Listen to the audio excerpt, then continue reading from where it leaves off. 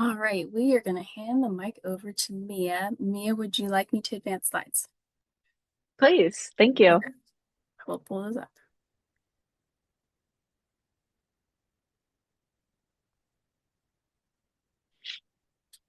All right, let me get this presenting. All right, thumbs up, good to go? Can we see? Yes, perfect. Yes, thank you. Mhm. Hello, everyone. Again, my name is Mia, and I work for NAMI Bucks County, which is the National Alliance on Mental Illness. So I am the Youth Programs Director working in the schools, directly with kids. I work with faculty members, parents, families, to teach about mental health. So today I want to talk about mental health with social media. Just a question to kind of think about yourselves. Are you happy with your usage of social media? Are you happy with your child's usage of social media? And do you have conversations around their usage of their devices and their social media? That's what we're going to talk about today. We'll talk about how to adjust your usage, expecting all of you and your children to just not use it is not realistic. So my goal is to give you some other options or ways to feel more comfortable with your child's usage. I want to preface, I'm not a parent, but I did grow up in interesting circumstances. I had social media growing up. I was at that age where it started. It was just starting. I had a MySpace in middle school because we didn't really know anything about it. I had a smartphone in high school. The iPhone came out when I was in high school. So I grew up enough around this stuff to have personal experience having it and with the effects of growing up with it. So that's kind of the lens I'm using today. And I also work with a lot of students in the county. So, first of all, when kids have their own devices with internet and social media, they have access to everything. Endless number of people's thoughts, opinions, criticisms, encouragements, right? It could be good, but it could be really difficult to monitor what your child is seeing and experiencing. So, this is a great way to start the conversation with your child. I think about this idea when I open up my phone first thing in the morning, my alarm goes off, my fingers are already clicking onto apps without me realizing. I'm on Instagram, I'm in my email, and it's before I even get out of bed. I have all of the world's problems, and again, other people's opinions, updates from family members that I do not need to see before getting out of bed. So we need to better protect our own peace, and we need to model this so our children learn to protect their own peace as well. And in these devices, they're built to be addicting, right? So having conversations with your child is so important, and we'll talk about that. Asking them things like, how do you feel before picking up your phone? What about after you've scrolled for a while? Check in with them, ask them how they feel. Are they feeling anxious? Are they feeling energized, depleted? Do they feel insecure from what they've seen? And ask them, why do you like using your phone and what don't you like? What don't you like about using it? So this next slide shows removed. It was a project done by Eric Pickersgill. Some of you may have seen it. It went viral a few years ago, and I think about it often. This is a collage. It's not one piece. I just picked a couple that really spoke to me in terms of family settings. But it really made an impact on me and how I prioritize my quality time with my loved ones. So that's why I wanted to share it with you as well. He was inspired to do Removed after seeing a family together out at a cafe, but they were all disconnected. The daughters were each on their own devices. Mom was staring out the window in like a daze, and dad would look up and mention something he saw online that was funny, and nobody was responding, nobody was listening, and he felt inspired to do this project. And we've all seen it, right? And if you can't tell, it's images of these families, but he removes the phone from the picture, and we see the disconnection. We've all experienced it. It's everywhere. It's a norm in our society. And I also think deep down we know that this is happening and we don't like it. We don't want it, but it's hard not to get sucked in because it's so addicting.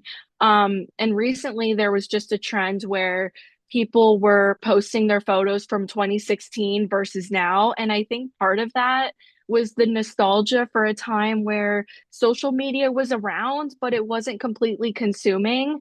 Um, and that's really real right now. So that being said, you are taking the next steps right now to educate yourself on different topics today, which is wonderful. So I just want to thank you for being here and your dedication to making those changes and educating yourself. So first, I want to talk about the positives of social media because often it's very easy to talk about negatives, and we will, but there are also positives. And this is coming from a mindset for a child, their point of view. It's why it's so complicated than simply just removing all access from your children to all social media and to their devices. It's a norm, it's a social norm, and if you completely remove them from it, there are positives to that. But also they can feel like they don't belong anymore. They could be outcasted from it. They might not have access to the information that their friends have. It gives them that sense of belonging and keeping up with their friends. It probably helps them decompress with funny videos. I know I do that at the end of the night. I watch some videos that are uplifting and funny. Um, I share them with family and friends. Social media is there to educate, or the internet is there to educate, right? Endless questions going into Google, sometimes AI to help us. And you get the opportunity to meet people that you wouldn't have met otherwise as well. So, as we know, there are many risks. So, constant comparison to their peers. I know I struggle with this as an adult with a fully developed brain. So, I can't imagine how hard it is for children in that moment to, they can't process that people's lives on social media aren't real. So, there's that increased anxiety when even maybe their phone isn't at an arm's length.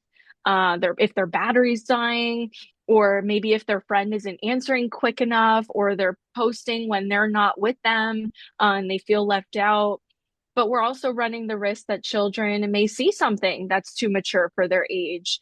And as we know, social cues and nonverbal communication is lost through text. So kids aren't practicing in-person socializing enough, and this does take practice, as we know. And social anxiety is an all-time high right now.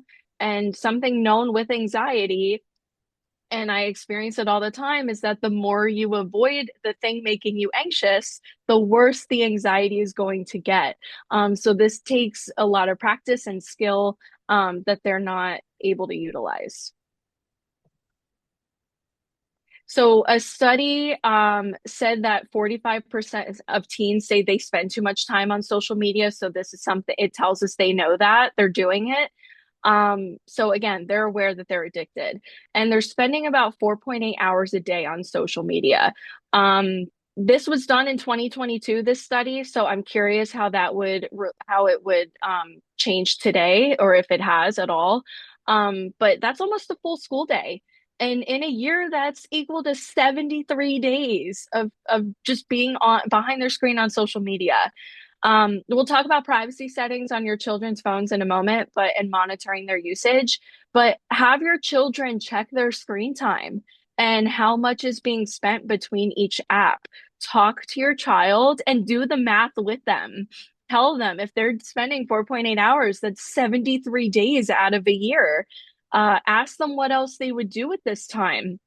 5 hours is a lot of their day.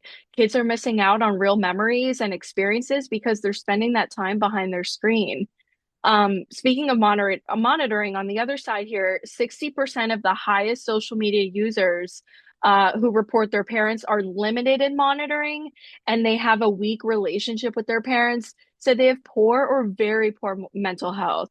So flipping that, when they have high parental monitoring and a strong relationship with their parents, only 25% report having poor or very poor mental health.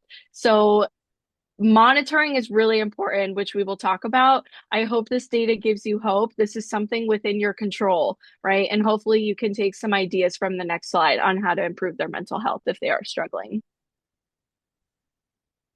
Okay, so let's go through some ideas. These are just some ways that you can monitor their usage. Pick what might work well for you and your family and discuss it with your kids. I can't stress that enough.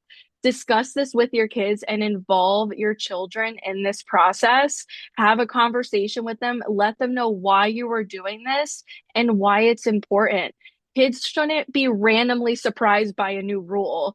They, as anyone, including myself as an adult, will naturally want to fight against something and having that new and random rule because it might not make sense to them.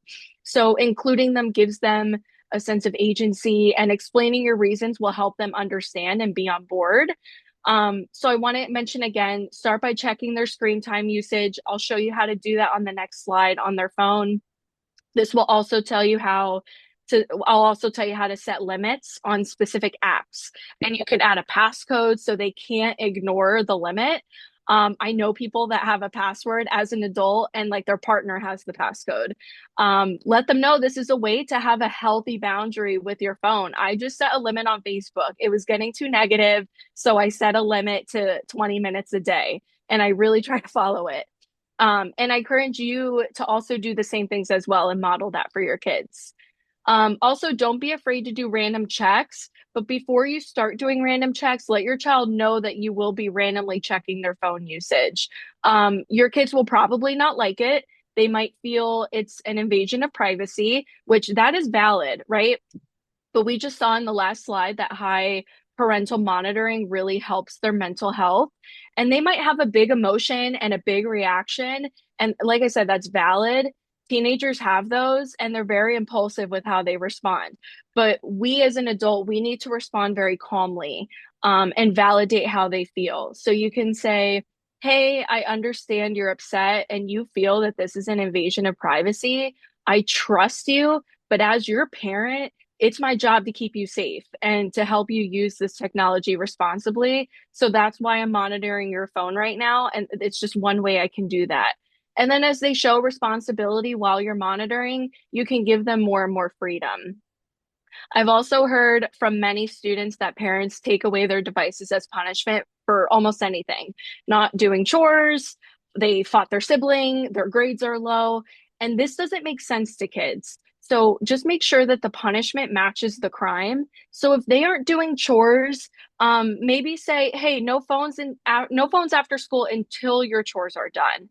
Or if they get into an argument with their sibling, address that issue directly.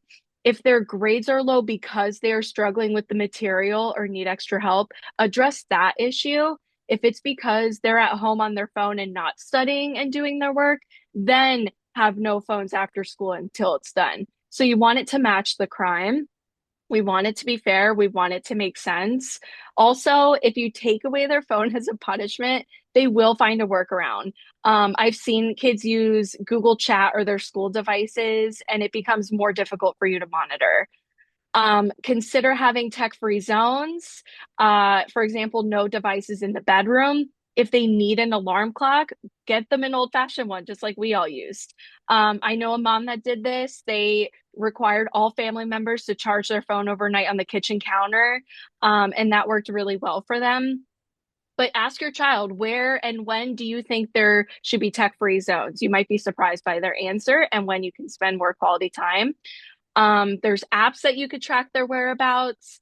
Life 360 is a popular one. I know a couple of people that use that. With Apple, you can use the Find My app, but let them know it might not be, they might feel you don't trust them, and that might not be the case. It might just be that you want to check on their safety.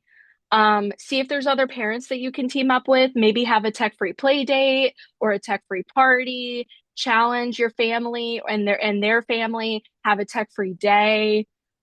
Talking to your children about healthy habits and relationships. Remind them that what they see online isn't always reality and accurate. right? We know posts are edited and posed and carefully selected, and everything's public and permanent. Like I said, kids are impulsive. That's not their fault. It's literally their brain. So, being able to talk to them, for example, like ask them, what would you do if someone asked you to send you a picture of yourself?